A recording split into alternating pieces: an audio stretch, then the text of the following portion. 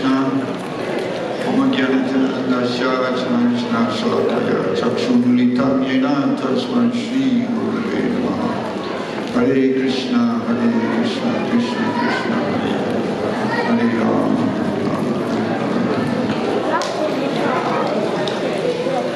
Every time I get introduced, they say that I'm preaching all over the world. I wish that was the case. I mostly preach in Uram and Rete in Alachua in Florida, and I go to some countries in South America, like Colombia. I was just recently in Panama, like that. I just want to be realistic. So this is not exactly a day of so much graduation, but I would say it's more like promotion. The students are being promoted from second grade to third grade to fourth grade. Is that correct? Yes. That's the idea here. So in the Vedic system, there was also a system of promotion, and there was also a graduation. The young boys, they went to Gurukul, and then they completed their studies, and some could stay with the Guru for more time and remain brahmacharis, but many would go to take up grihastha life and leave the Gurukul, but the impression of the Guru stayed with them very, very much. So I hope and pray that the education that you're all receiving here in this wonderful mandir is similar. It also is giving you very good, we say, samskaras. Samskara means auspicious impression.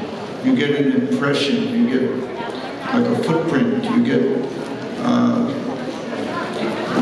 an experience of auspicious instructions and auspicious music, auspicious, even like you were having traumas.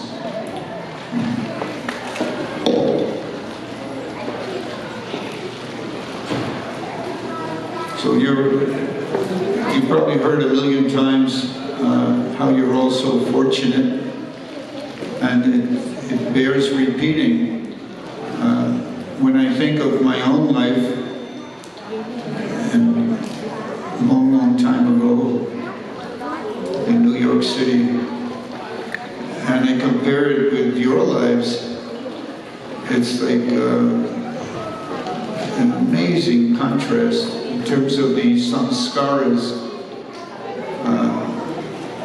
that I was impressed with, that I was influenced by, as compared to you. You're so fortunate. Many of us, we say, first generation devotees, or devotees that didn't have devotees, parents as devotees, but they just met a book distributor and they bought a book and they were very inspired and they joined the temple. That is also most fortunate. But you, all of you, had a tremendous, because of your previous births, pious activity, or was by some inexplicable good fortune, you've taken your birth. Sometimes you're called Vaikuntha children, but I don't want you to get puffed up or anything.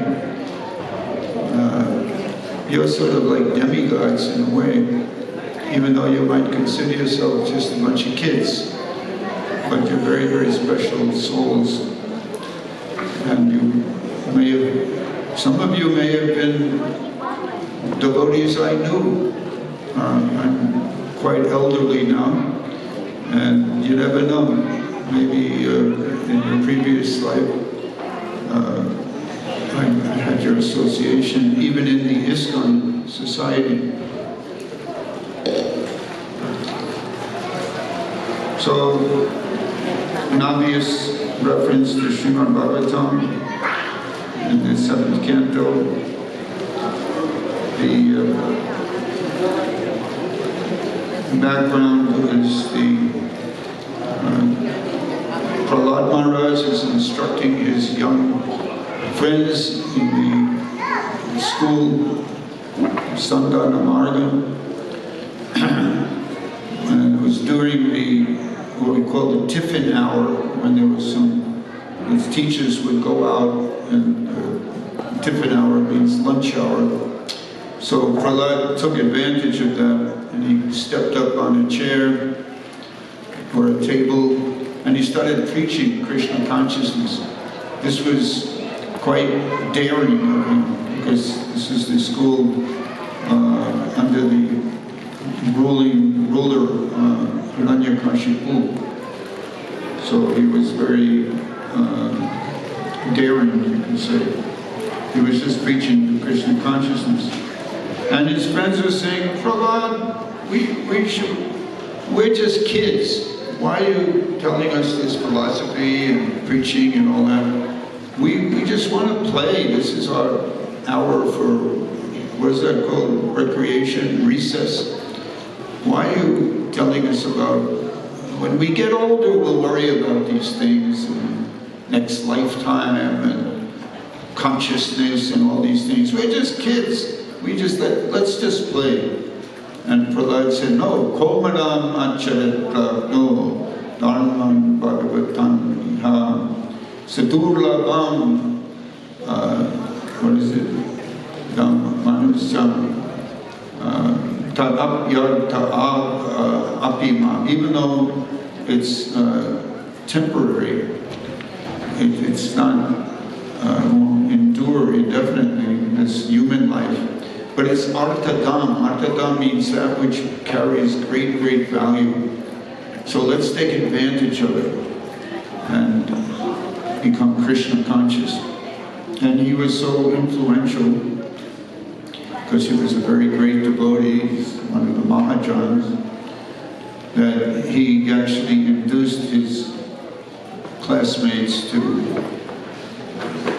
take up Krishna consciousness and chant kirtan.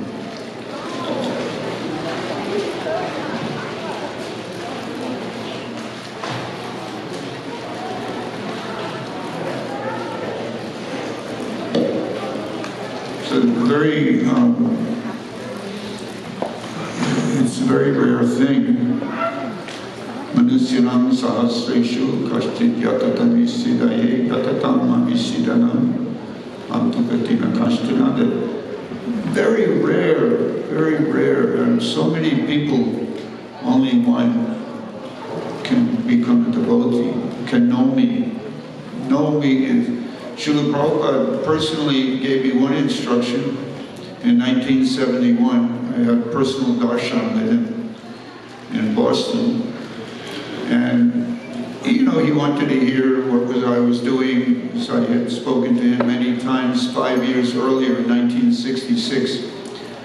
So he said, yeah, you keep your business and you keep your apartment. You don't, in other words, you don't have to change your lifestyle. But he says, I only ask one thing of you.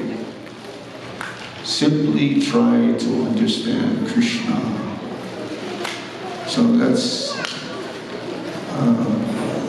we say, a tall order. In other words, it could be many lifetimes, or at least one lifetime's endeavor. So now, see, that was about 70, it's 30 years. It's about 55 years later, we're still working on it, still work in progress. But I strongly recommend all of you students to, of course, you're obliged to learn something about what's going on in this world, and the majority will probably become grihastas, householders, and you have to bring home the chapatis, as they say. So you have to learn some profession, and that's all there. But the main business should be also to just try to understand Krishna. And Srila Prabhupada has made it. He's given us Krishna consciousness and understanding of Krishna, we say, on a silver platter. He couldn't make it any easier for us. Because if you read the Bhaktivedanta purports of the Bhagavad Gita and Srimad Bhagavatam, and you hear Srila Prabhupada's wonderful lectures, Srila Prabhupada used every word, even though English was his second language, but every word was perfectly chosen. His amazing, what would you call it? Amazing mouthpiece for the disciplic succession. Amazing exponent, preacher, to put it simply. So I just wanted to congratulate all of you, not only on the promotion, some of you graduation, most of you it's promotion from this grade to that grade, or that grade to the next grade. But I know that your education is much more than a merely academic exercise. But you're also becoming infused, just like we saw by all these wonderful plays and skits that you just put on.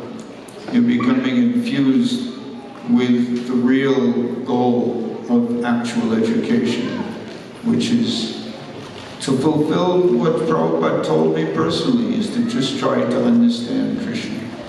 Understand, not that you sit down in a class and you know, that's all right to know the academic aspect, but it goes deeper than that. It's to understand Krishna means to become Krishna conscious. Bhaktyamam amijannati yavanyaschasmi tattvataha tato mam tattvato gyatva vishate tarantaram. One can understand me by devotional service. Only in that way can one enter into the mysteries of my understanding of Krishna consciousness, of knowledge of me, as Krishna says. So, in summary, I find such a dramatic contrast between your lives and my life. My parents didn't know anything about how to educate me in spiritual life. And my father was shocked when he saw I was becoming a monk. He didn't know how to deal with it. But fortunately, eventually he learned to glorify Prabhupada also. So, thank you. I'm just trying to skim the surface a little bit, what I would share with you if there were more time. But I hope that these few words are appropriate, and kind of fit into the spirit of this occasion. So thank you so much for giving this opportunity. Jagat Guru Srila Prabhupada ki jai.